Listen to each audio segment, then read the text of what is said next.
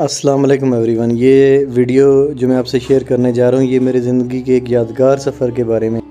بلند پہاڑوں کی اس صبح ہم رتی گلی کے قریب ہوتے گئے.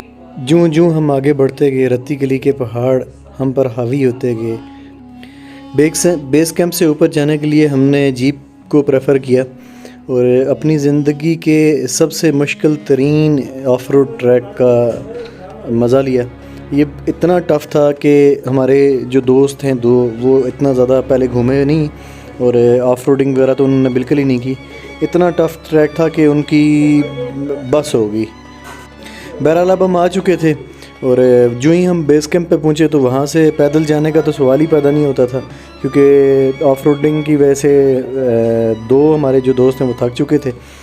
تو میں نے اور بلال نے ڈیسائیڈ کیا کہ ہم یہاں سے گھوڑے کروا لیتے ہیں اور وہاں سے آگے کا سفر ہمارا گھوڑوں پہ سٹارٹ ہوا اور ہم چاروں ہی گھوڑوں پہ رتی گلی لیک کی طرف جانا شروع ہوئے. راستے کی خوبصورتی نے ہماری تھکن تقریباً ختم کر دی تھی. اپنے سحر میں جکڑا ہوا تھا ہمیں. آخر ہم جھیل پہنچ گئے اور جھیل کی خوبصورتی نے ہماری ساری تھکن اتار دی. اب یہ تھکن کوئی معنی نہیں رکھتی تھی. جھیل کے نیلگوں پانی کی خوبصورتی آپ کو اپنے سحر میں جکڑ لیتی ہے. اس برفیلی جھیل کے چاروں طرف کچھ نگی چٹانیں ہیں. وہی سرخ چٹانیں ہیں جن کی نسبت سے یہ رتی گلی کہلاتی ہے. ان چٹانوں پر برف نہیں ٹھہر سکتی اس لیے یہ ننگی ہی رہتی ہیں. جھیل کے بالکل سامنے ایک بہت بڑا گلیشیئر ہے جس کے بارے میں مقامی لوگوں سے پوچھیں تو وہ کہتے ہیں یہ کبھی مکمل پگھلا نہیں. چاہے جون سا بھی موسم ہو یہ گلیشیئر تقریباً ایسے ہی رہتا ہے. ہمارا پروگرام ایسے تھا کہ ہم رتی گلی میں وہ پہلے لوگ ہوں گے جو یہاں پہ کوکنگ کریں گے اور اس کے لیے ہم اپنے ساتھ کچھ سامان لے گئے تھے. چکن کڑھائی کا ہمارے پاس تقریباً مکمل سامان تھا لیکن ہوا یہ کہ جب میں پیاز کاٹ کے فارغ ہوا تو پتہ چلا جی کہ چکن ہمارا نیچے گاڑی میں ہی رہ گیا. بہرحال اب کیا کیا جا سکتا تھا. فروٹ چاٹ کا کچھ سامان ہمارے پاس پڑا تھا تو وہ ہم نے بنایا. اس سردی میں وہ بھی نعمت سے کم نہیں تھا. بلال بھائی کوئی چاٹ کے بارے میں آپ کی رائے کیا ہے؟ سر فریش فروٹ چاٹ اور ایسا موسم ہو اور پیچھے لیک چیک کریں.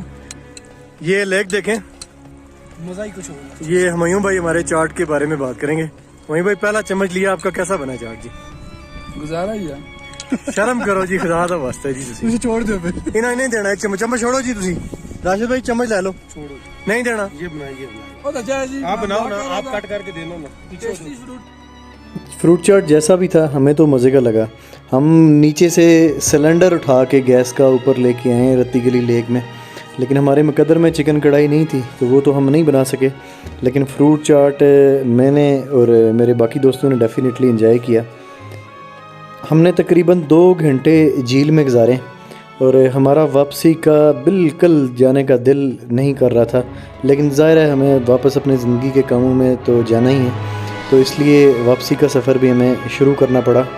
کچھ دیر پہلے ہم رتی گلی چوٹی پر پہنچنے کے لیے ایک دوسرے کو نظر میں رکھے ہوئے تھے لیکن اب یہ عالم تھا کہ دوسری جانب اترتے ہوئے سب کے سب آزاد اور بے پرواہ ہو گئے. شور مچاتے چیخیں مارتے ایک برفانی چوٹی کو اپنے تئیں فتح کرنے کے نشے میں سرشار ہم لوگ خوش و خرم تھے دوسری جانب اترنے لگے. ابھی چند قدم ہی ہم آگے آئے تو ہمیں رتی گلی کی چھوٹی لیک جس کو منی رتی گلی بھی کہا جاتا ہے وہ نظر آئی. اوپر چڑھتے وقت آپ کو اس لیک میں اس طرح خوبصورتی نظر نہیں آتی لیکن جب آپ نیچے اتر رہے ہوں تو اس کا پانی بہت زیادہ گہرا نیلا نظر آتا ہے اور اسی کے سامنے سے آپ کو ہنس راج لیک کی طرف راستہ بھی جاتا ہے. یہاں کئی پہاڑ ایک دوسرے سے مل رہے ہیں اور چھوٹی جھیل کی خوبصورتی بھی آپ کو اپنے سحر میں جکڑ لیتی ہے. یہ ہماری زندگی کا ایک یادگار سفر تھا. ہم نے صرف 24 گھنٹے میں اسلام آباد سے رتی گلی اور رتی گلی سے واپس اسلام آباد کیا. کچھ کاروباری مصروفیات کی وجہ سے ہم ایک دن سے زیادہ اس سفر کو نہیں دے سکتے تھے. بہرحال اس جھیل کی خوبصورتی نے ہمیں جکڑے رکھا اور ہم واپس اسلام آباد کی طرف اس کی یادوں کو ذہنوں میں لیے واپس اسلام آباد کی طرف روانہ ہو گئے.